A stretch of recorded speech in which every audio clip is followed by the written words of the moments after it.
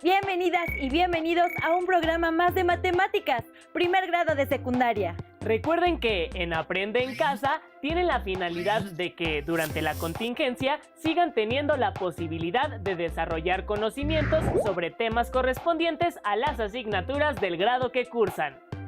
En esta sesión abordarán el tema del perímetro, de polígonos y del círculo y áreas de triángulos y cuadriláteros, desarrollando y aplicando fórmulas. Han de saber que desde la antigüedad, la humanidad ha tenido la necesidad de hacer cálculos, ya sea para resolver un problema o para satisfacer su curiosidad por aprender. Las y los invitamos a ver el siguiente video, a través del cual podrán observar diferentes formas que se han utilizado para medir desde la antigüedad y la necesidad de lograr mayor precisión en el cálculo de distancias. Tengan listo su lápiz y cuaderno u hoja para que anoten sus ideas y ejercicios y luego puedan incorporar a su carpeta de experiencias. ¡No pierdan detalles! Mateo, ¿qué haces? ¿Qué buscas? Mi regla. Tengo que medir algunas cosas, pero no la encuentro. ¿Y por qué no intentas medir de otra forma? ¿Cómo? Si te refieres a medirlo con un metro, tampoco lo encuentro. No, Mateo. Mira, este video es para que entiendas a qué me refiero. En toda actividad humana existe la necesidad de medir objetos y cosas. Si queremos saber cuánto alambre de púas se requiere para cercar un terreno, es necesario conocer su perímetro. O para confeccionar una prenda de vestir, se deben determinar tanto las medidas de lo que se coserá como el ancho de la tela que se usará. Hoy en día es natural utilizar las unidades de medida de longitud, por ejemplo, el centímetro, el metro o la milla en el sistema inglés. Pero, ¿cómo medían la longitud en la antigüedad? En todas las civilizaciones antiguas, el hombre se enfrentó a la necesidad de medir cosas, por lo que recurrió a su cuerpo para hacerlo. Con la longitud de sus pasos, medía extensiones de tierra, y si requería medir extensiones menores, empleaba la longitud de su pie. Para mediciones verticales, utilizaba el codo, que era la longitud que había desde el codo hasta la punta del dedo medio. Para mediciones horizontales más pequeñas, usaba la cuarta, que es la longitud entre el dedo meñique y el dedo pulgar. Cuando empezaron los intercambios comerciales, las diferencias en las longitudes, dadas por los distintos tamaños de pies, brazos y manos, generaron problemas.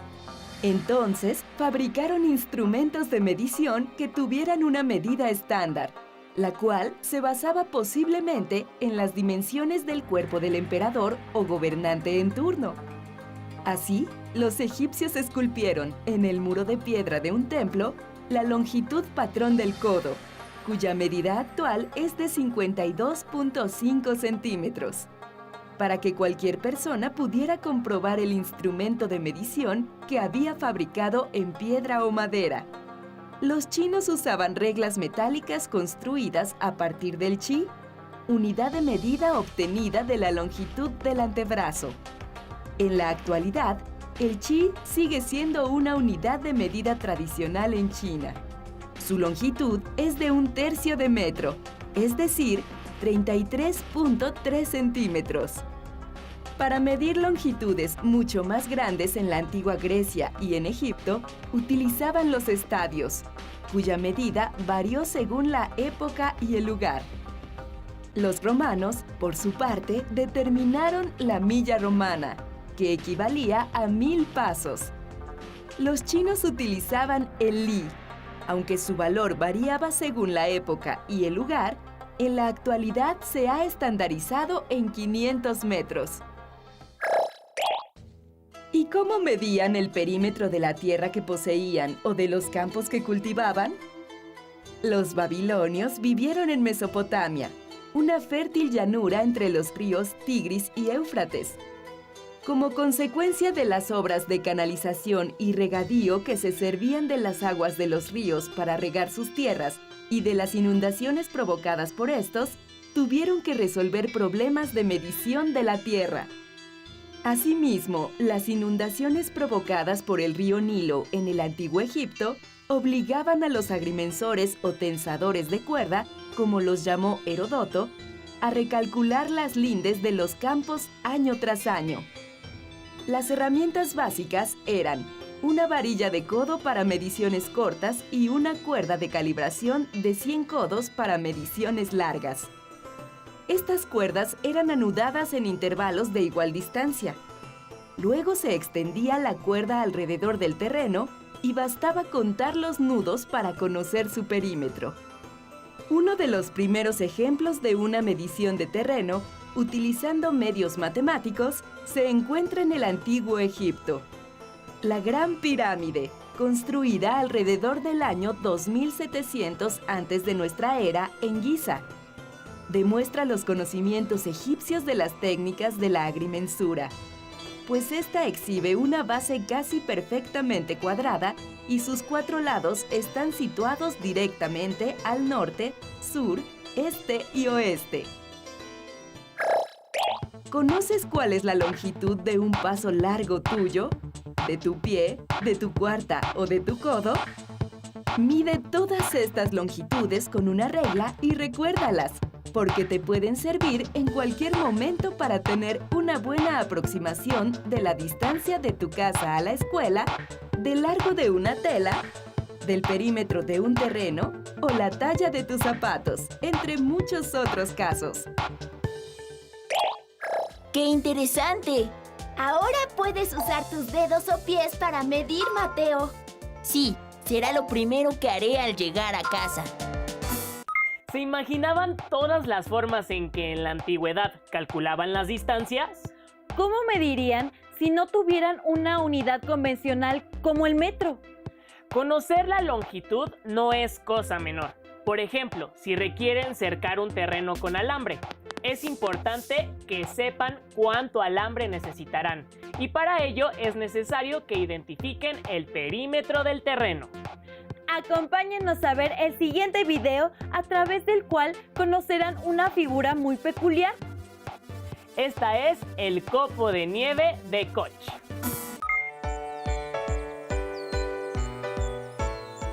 Mateo, mira esta hoja. A ver, Fíjate bien, cada hoja se subdivide en pequeñas hojitas similares a la primera. Y luego estas, a su vez, también se subdividen. es cierto. Yo creo que eso es como lo que vimos el otro día en clase, con los perímetros infinitos. ¿Recuerdas qué es el perímetro de una figura? Es la medida del contorno de esa figura, es decir, la línea que la delimita. Para calcular el perímetro de cualquier figura, debes sumar la longitud de cada uno de sus lados. Ahora bien, ¿te imaginas una figura cuyo perímetro es infinito? Parece imposible, ¿verdad? Sin embargo, sí es posible. A principios del siglo XX, el matemático sueco Niels Fabian Hell von Koch dio a conocer una curva muy inquietante que lleva su nombre y que desde entonces se le conoce, por su similitud a un copo de nieve, como el copo de nieve de Koch.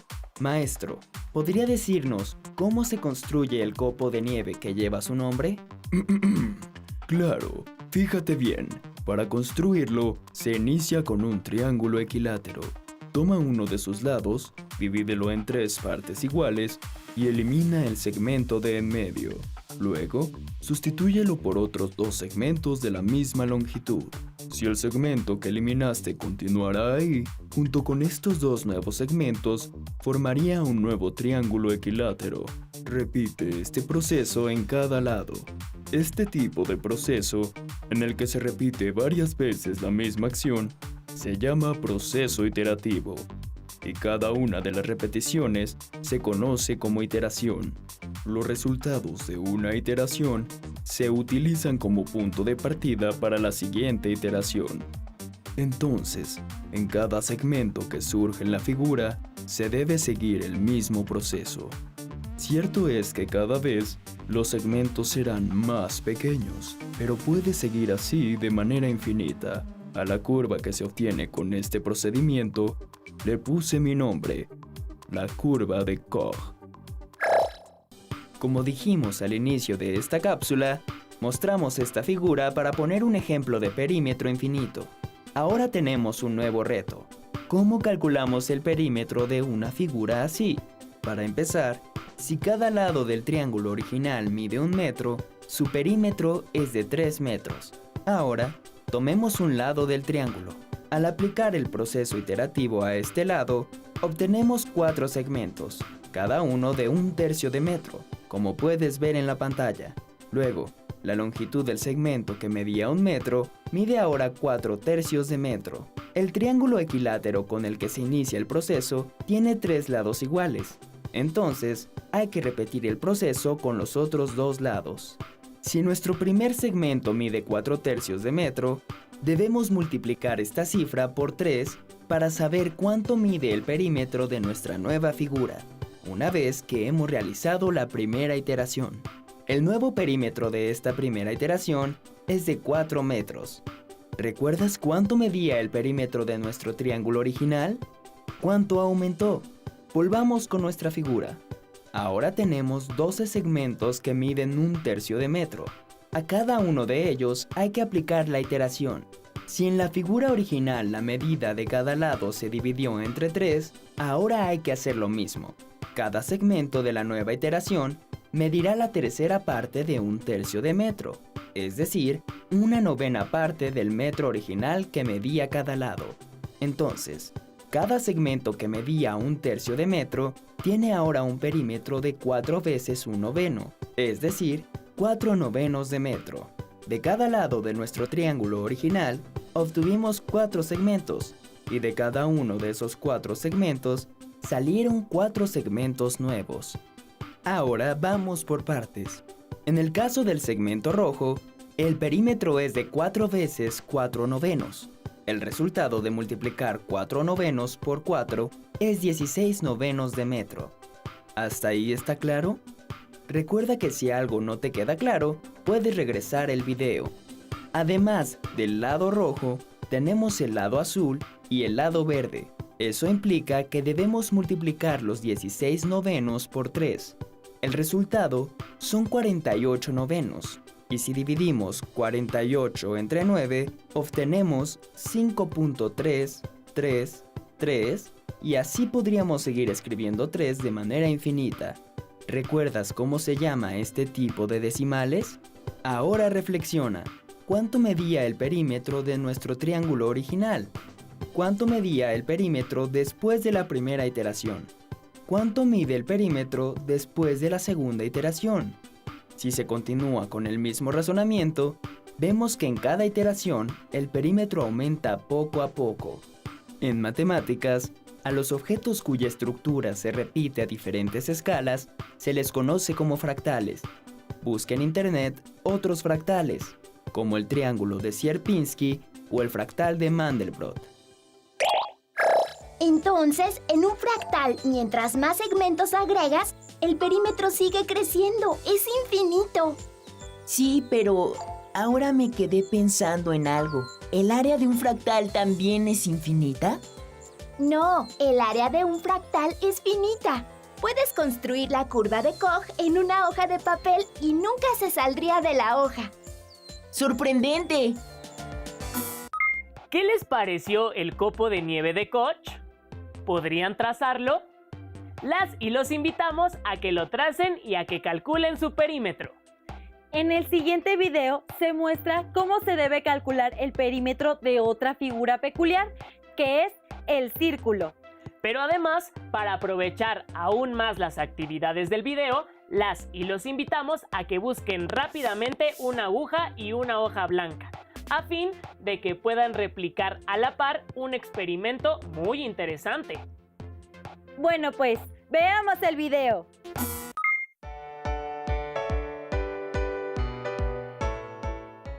Hola, Emma, ¿qué estás viendo? Hola, Mateo. Voy a ver un video porque estaba haciendo mi tarea sobre el perímetro del círculo, pero me surgió una duda. ¿Ya lo encontraste en internet? ¿Sí? ¿Quieres verlo conmigo? Claro, sería bueno aprender algo nuevo. Por supuesto, mira. Pi es un número que ha fascinado a la humanidad.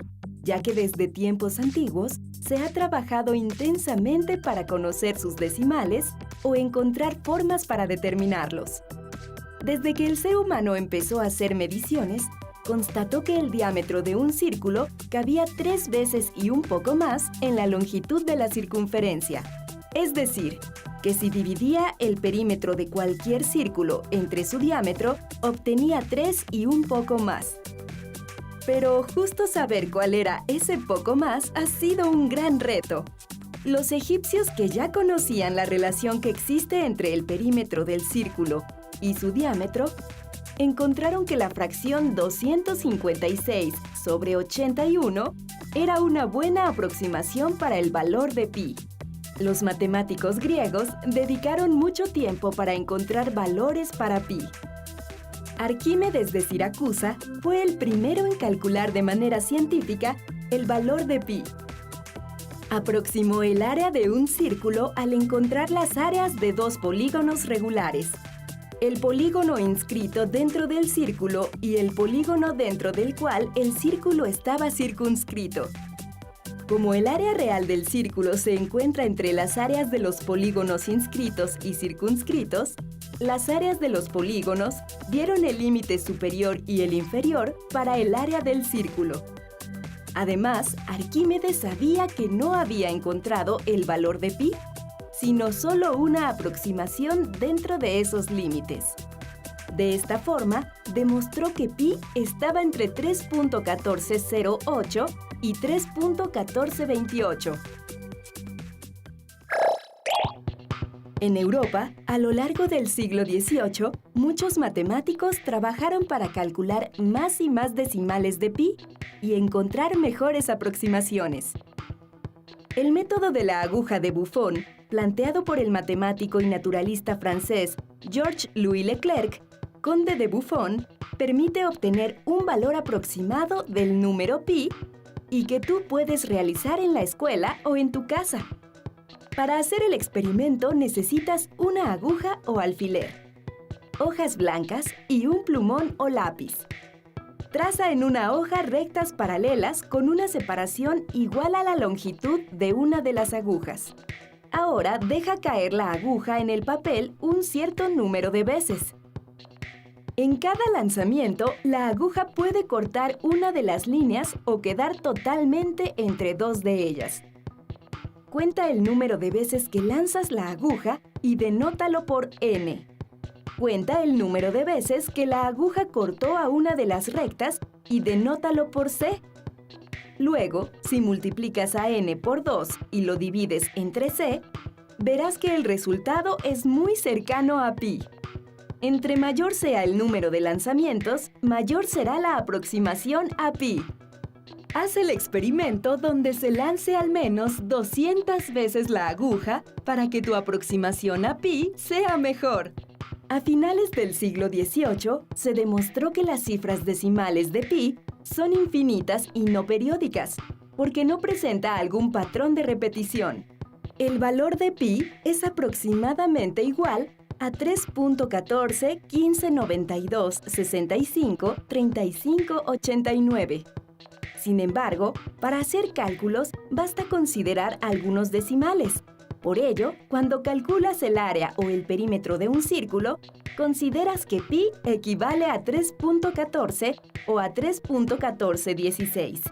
En el siglo XX, se utilizó como herramienta de investigación en diversas disciplinas un método con números aleatorios denominado método Monte Carlo. Investiga cómo puedes utilizar ese método para calcular una aproximación de pi y haz el experimento. Suena interesante.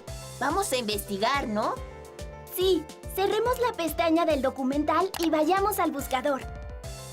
Método Monte Carlo. Aquí está.